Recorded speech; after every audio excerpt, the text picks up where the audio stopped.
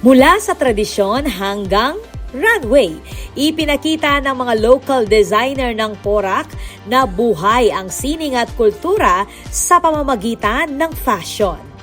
Bahagi ng pagdiriwang ng ikatlong Ablas Ning Balas Festival ang pinakaunang Piblas King Balas Creative Fashion Design Showcase, kung saan 9 na local fashion designers ang nagpakita ng mga koleksyong hango sa kasaysayan, sining at kultura ng bayan. Layunin ng fashion showcase ang isulong ang creative design habang pinapanatili ang local identity sa pamamagitan ng modernong artistic expression. Kinilala ng Porac LGU sa pangunguna ni Mayor Jaime Jingkapil, Vice Mayor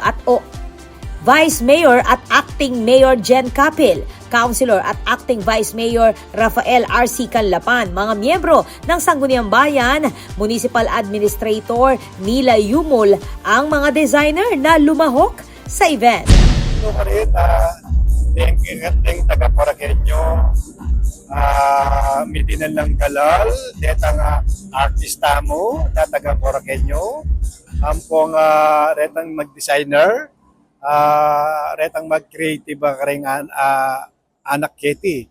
Kaya di nantalang galal deng taga-Poraqueño. Kaya inimpiblas kimbalas, first time yung maganap kining balen.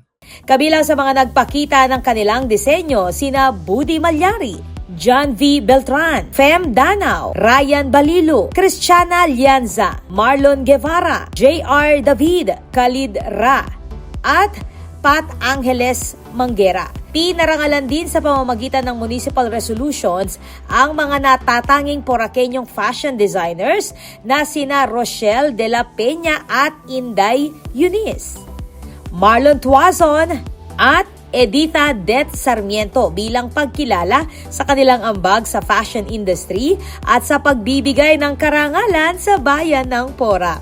Ang programa ay pinangunahan ng Porac Tourism Office sa pangunguna ni Jem Marimla.